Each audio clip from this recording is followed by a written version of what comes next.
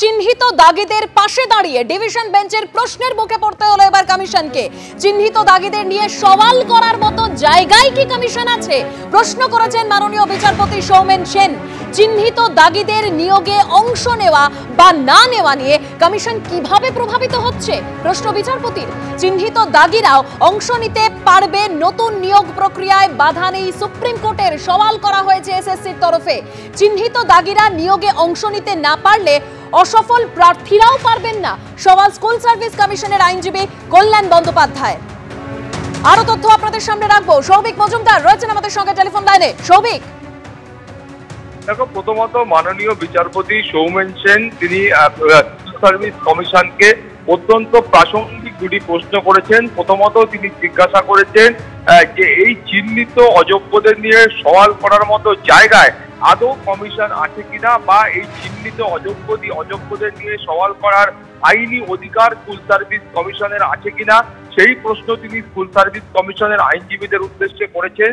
দ্বিতীয়ত তিনি যে প্রশ্ন করেছেন যে এই চিহ্নিত অযোগ্য যারা ব্যক্তি যারা সুপ্রিম কোর্টের নির্দেশে চাকরি হারিয়েছেন, এরা কোনো নিয়োগ প্রক্রিয়ায় অংশ নিতে পারবে কি তারা পারবেন না, তারা কোন নিয়োগ প্রক্রিয়ায় অংশ নেবেন কি নেবেন না, এটা দ্বারা কিভাবে স্কুল সার্ভিস কমিশন প্রভাবিত হচ্ছে সেই প্রশ্নটা তিনি করেছেন। তুমি জানো যে আইনজীবীরা তাদের কিন্তু এটাই বক্তব্য ছিল, অর্থাৎ যারা মূল এই মামলা করেছিলেন চাকরি চেয়ে, তাদের এটাই বক্তব্য ছিল প্রথম থেকে স্কুল সার্ভিস কমিশন এবং রাজ্য সরকার তারা কিন্তু এই অযোগ্যদের পাশেই দাঁড়াতে চান এবং সেই জন্যই তারা এই ধরনের সওয়াল করছেন। ফলে তার প্রেক্ষিতে আজকে মাননীয় বিচারপতি সৌমেন সেনের যে পর্যবেক্ষণ সেটা অত্যন্ত গুরুত্বপূর্ণ। এর পাশাপাশি তুমি জানো যে যেমন ভাবে সিঙ্গেল বেঞ্চে এই চিহ্নিত অযোগ্যদের পাশে স্কুল সার্ভিস কমিশন কার্যত দাঁড়িয়েছিল, আজকেও সেই একই ভূমিকায় স্কুল সার্ভিস কমিশনকে অবতীর্ণ হতে দেখা গেল এবং সেখানে আবারও সেই একই সওয়াল করা হলো যে সুপ্রিম কোর্ট বা কলকাতা হাইকোর্টের নির্দেশ অনুযায়ী চিহ্নিত অযোগ্যদের কোনো নতুন যে নিয়োগ প্রক্রিয়া রয়েছে সেই নিয়োগ প্রক্রিয়ায় অংশ নিতে কোনো রকম বাধা নেই এবং সেখানে এবং তিনি আবারও বলেছে, অর্থাৎ স্কুল সার্ভিস কমিশনের তরফ থেকে আবারও বলা হয়েছে যে চিহ্নিত অযোগ্যরা এই নতুন নিয়োগ প্রক্রিয়ায় অংশ নিতে না পারলে সেক্ষেত্রে 2016 সালে একটি নিয়োগ প্রক্রিয়া হয়েছিল এবং সেখানে যারা অসফল হয়েছিল সেই প্রার্থীরাও কিন্তু নতুন এই নিয়োগ প্রক্রিয়ায় অংশ নিতে পারবে না। কিন্তু এক্ষেত্রেও কলকাতা হাইকোর্টের যে প্রশ্ন স্কুল সার্ভিস কমিশনকে উদ্দেশ্য করে সেটাও অত্যন্ত গুরুত্বপূর্ণ। মাননীয় বিচারপতি সৌমেন সেন প্রশ্ন করছেন যে কোনো ব্যক্তি তিনি একটা নিয়োগ প্রক্রিয়ায় অংশগ্রহণ করেছিলেন, সেই নিয়োগ প্রক্রিয়ায় তিনি অসফল হয়েছেন, এটার মানে কি এই যে সেই অসফল প্রার্থীরা ভবিষ্যতের কোনো নিয়োগ প্রক্রিয়ায় তারা অংশগ্রহণ করতে পারবেন না? এছাড়া তিনি আরো একটি প্রশ্ন করেছেন যে সুপ্রিম কোর্টের যে পর্যবেক্ষণ সেই অনুযায়ী যারা দুর্নীতি করেছেন এবং যারা প্রতারণা করেছেন স্কুল সার্ভিস কমিশন যে সওয়াল করছে তার মানে কি এটাই যে সেই দুর্নীতিগ্রস্ত যারা চিহ্নিত অযোগ্য প্রার্থী রয়েছেন তারাও এই নতুন নিয়োগ প্রক্রিয়ায় অংশ নিতে পারবেন?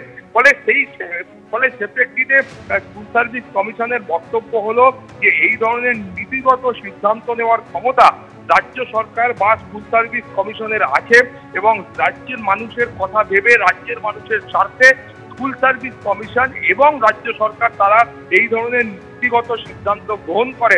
ফলে সব মিলিয়ে তুমি জানো যে সিঙ্গেল বেঞ্চের সামনেও বারবার যেমন স্কুল সার্ভিস কমিশন প্রশ্নের মুখে পড়েছিল এই চিহ্নিত অযোগ্যদের পাশে দাঁড়িয়ে, সেই একইভাবে আজকেও ডিভিশন বেঞ্চের সামনে চিহ্নিত অযোগ্যদের পাশে দাঁড়িয়ে স্কুল সার্ভিস কমিশনকে প্রশ্নের মুখে পড়তে হলো। প্রথমত মাননীয় বিচারপতির প্রশ্ন হলো যে কোনো চিহ্নিত অযোগ্য প্রার্থী তারা কোনো নিয়োগ প্রক্রিয়ায় অংশগ্রহণ করতে পারছেন কি পারছেন না সেটা নিয়ে স্কুল সার্ভিস কমিশন তারা কিভাবে প্রভাবিত, এবং দ্বিতীয়ত প্রশ্ন হলো যে চিহ্নিত অযোগ্যদের হয়ে সওয়াল করার কোনো রকম জায়গা স্কুল সার্ভিস কমিশনের আছে কিনা বা সেই আইনি অধিকার স্কুল সার্ভিস কমিশনের আছে কিনা সেই প্রশ্নও কিন্তু আজকে ডিভিশন বেঞ্চের তরফ থেকে করা হচ্ছে।